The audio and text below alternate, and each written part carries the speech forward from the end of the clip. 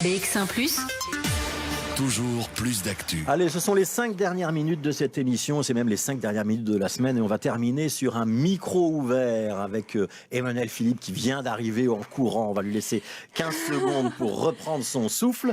Écoutez le texte qu'elle a écrit pour nous. Ça s'appelle « Sac à dos, sac cadeau ». Emmanuel Philippe. On m'a piqué mon sac. Sac à dos de voyage rempli de putains d'objets de valeur. Il est temps dans ce monde de donner plus de valeur aux sujets qu'aux objets. On m'a piqué mon sac. Ma mère m'a dit « C'est bien, tu partages ce que tu as avec des gens qui en ont plus besoin que toi. Puis tu sais, avec le corona, il y a plein de gens dans le caca et ça arrivera de plus en plus ces choses-là. Je vais bien, tout va bien. C'est à cause du corona, putain. À cause du corona, dans les pays où les gens ne peuvent pas manger s'ils n'ont pas accès à un salaire, le nombre de personnes souffrant de la faim pourrait doubler des suites de la récession économique. Ou encore, 6000 enfants pourraient mourir chaque jour de causes évitables au cours des prochains mois en raison des perturbations des services de santé et de nutrition essentielle liées à la pandémie. Petits dommages collatéraux du Covid. Ça, et on m'a piqué mon sac. Non, je ne suis pas une petite princesse occidentale capricieuse qui ne pense qu'à sa gueule, car en réalité tout va bien. Oui, puisque jusqu'à maintenant, il y a toujours plus de gens dans le monde qui meurent d'obésité que de personnes qui meurent de faim. Ah, ce monde est logique. Et on m'a piqué mon sac. Avec mon consentement forcé, mon sac à dos est devenu une hotte à cadeaux. Ah oui, mais pour qui? Pour Kiki? Alors ri au Kiki, car c'est Rikiki tous ces machins auxquels je tiens. Les flics sont arrivés et ils m'ont dit « Remettez votre masque, madame ». Mon mascara coulait, je chialais et j'ai remis mon masque à rat, parce qu'on flippe un peu comme des rats avec ce machin-là.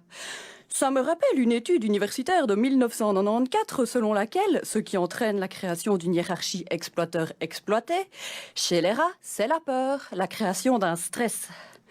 Le stress, ici, c'est qu'on ne sait pas.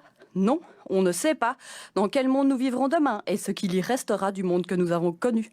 Et ce « on ne sait pas » entraîne une explosion des troubles de l'anxiété, du sommeil, du comportement alimentaire et de la prise de psychotropes. Tout cela, bien sûr, atteint considérablement la santé globale et l'immunité.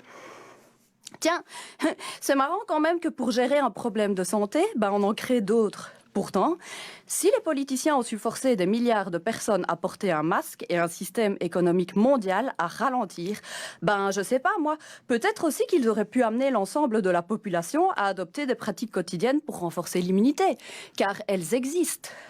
Exercice respiratoire, physique, hygiène de vie, alimentation saine.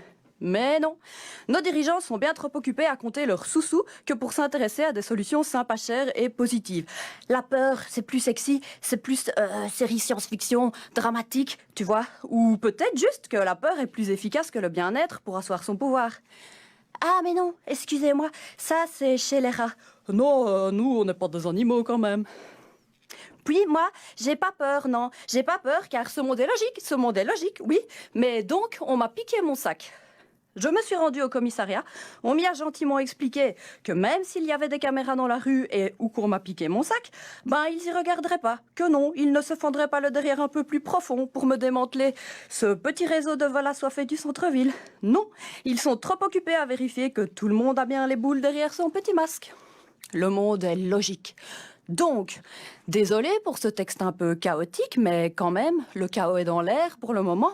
Et moi, je suis sensible à mon environnement. En plus, on m'a piqué mon sac cadeau, plein de petits trous matériels. Je l'ai rempli avec de l'amour plutôt qu'avec de la peur. Sans oublier, bien sûr, que, comme l'a dit Philippe Catherine, liberté, mon cul, égalité, mon cul, fraternité, mon cul. Au revoir mon sac cadeau. Au revoir tous mes gris-gris d'amour. C'était Emmanuel Philippe. Merci Emmanuel. On sera à nous lundi à partir de 10h. Dans un instant, ce sera Lucie Valentine avec Hans Tummelings et Sébastien Van Mulders. Et en télévision à 15h, ce sera la rediffusion de Mon des Arts, un lundi. Du lundi au vendredi sur BX1 +.